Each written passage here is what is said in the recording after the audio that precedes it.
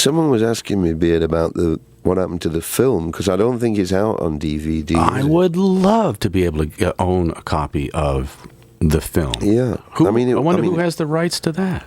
Well, it was MGM originally, and I think A&M bought back, the rights to it, but I thought it would be worth putting out, a limited edition or whatever. Those of us who remember the film, it was one of the best. It was ahead of its time in ways that it used like a 3-screen format. Right. At the same time. No one had ever done that before. Since this interview, the DVD of the film, Mad Dogs and Englishmen, has been released.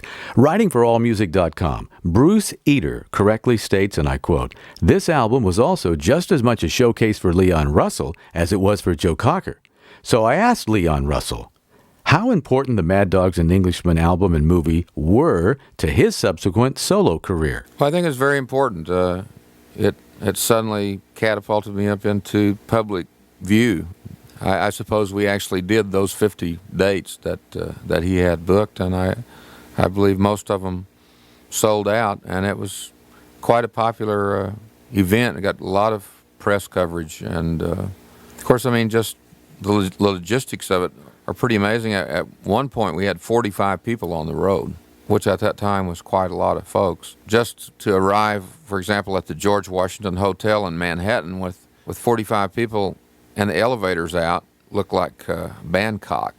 We had rooms on the 20th and 30th, perhaps 40th floors that we had to walk up to, carrying all of our bags because the elevators were out, and there's a lot of nonsense like that happened. But those things pretty much are news events on their own. People spilling out into the streets in Manhattan, somebody's going to film that stuff, and they did, I think. In AllMusic.com, writer Bruce Eder says of Joe Cocker's Mad Dogs and Englishmen double live album, and I quote, "Unlike a lot of other coffee table type rock releases of the era, such as Woodstock and the Concert for Bangladesh, people actually listened to Mad Dogs and Englishmen. Most of its content was exciting, and its sound, a veritable definition of big band rock with 36 players working behind the singer, was unique." But Eder points out that it all exacted a toll on Joe Cocker, stating further, and again I quote, "The tour all but wiped out Joe Cocker on a psychic level, and his own contribution was so muted by Leon Russell's work as arranger and band leader, he may well have been the victim of a hijacking of sorts, but the musical results are difficult to argue about," end quote. Joe Cocker rightfully gets the last word. Well, when we put it together, Leon's idea was, it was all a big family. There were like 40 of us on the road, counting the choir and people who were associated with everything, And we'd have these little, before we went out and performed each night, we'd have these little, "Will the circle be unbroken?" We'd all get in a big group and shake hands. Like a big circle. And and it started off very much that way, as a thing. But then, I don't know, egos got in the way as we traveled down the line. And I felt an awful lot of pressure because, you remember it was Joe Cocker and Mad Dogs and Englishmen. Sure. And I seemed to be handling all the press. Every day I was always, given that role. Because we were in the age of cool, if you remember. So people didn't like doing too much press at all, Mm-hmm. So I always felt like I got lumbered with a lot of this stuff I didn't really want. And I don't know what it was. I had this thing. I've always been heavy, but I've always had a weight problem. And I never really realized that. Oh yes, yeah. But anyway, it was a thing that I would skip a lot of. I didn't eat a lot on that tour, and I got skinnier and skinnier. And for me, I ended up weighing about 150 pounds, I think, at the end. Wow. Which was pretty thin, Yeah. for me. And I didn't, I wasn't feeling great, and but I've never pointed a finger of blame of anyone really, saying, it was just one of those things. I just kind of lost control. You reach out and get on an airplane. I ain't got time to check no faster. Oh, the lonely days are gone. I'm coming home. Oh, my baby, she wrote me a letter.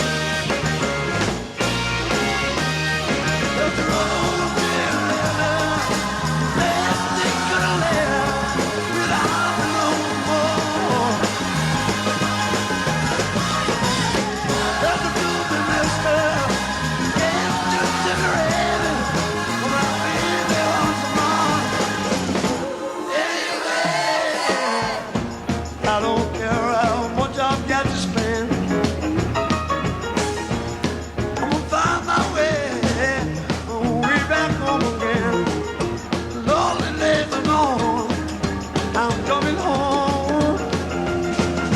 Baby, dear old Maryland. Well,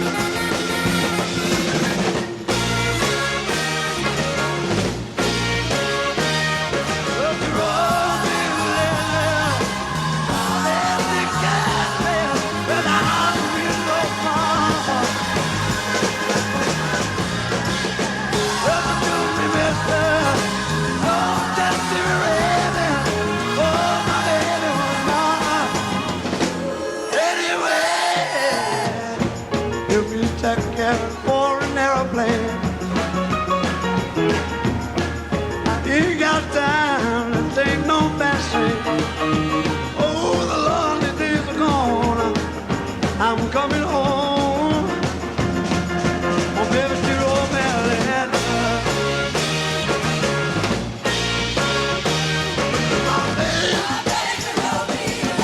Oh, my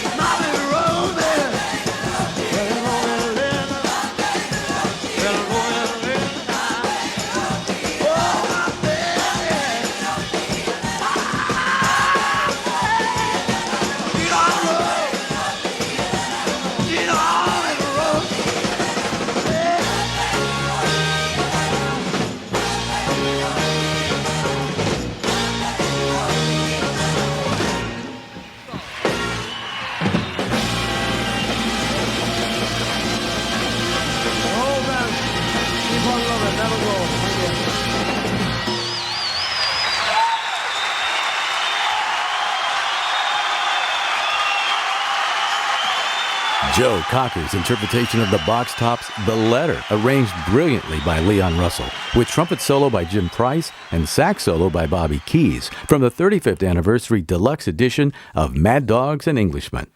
Now, from the cover of Time magazine, one of 3 persons of the year, U2 lead singer and humanitarian Bono remembers meeting Joe Cocker for the first time in a location that Joe himself told us he goes for inspiration. Here's Bono. I had an amazing thing. I don't know if I should say this on the radio, but Joe Cocker, an extraordinary singer, one of the great singers from that moment in the 60s that all your parents talk about. When everyone, Jimi Hendrix and all these great bands were on there. Joe Cocker's the man getting high with a little help from his friends. Well, the first time I met Joe, I was in an airport in Germany. I went in to take a piss, and I opened the cubicle, because us pop stars, we always piss in the cubicles because we don't want to talk to the people next to us at the urinal. So anyway, I burst into this cubicle, and there was a man with a beard with his pants around his ankles. He said, "How are you doing, Bono?" I said, "You're Joe Cocker." I said, "Great to see you." He said, "Nice to see you. Good band." I said, "Joe Cocker, you are the man. You're the legend. All singers just kind of bow in your presence." There he was, pants down, sitting there on the crapper. I'm Redbeard. We'll be back in the studio after this.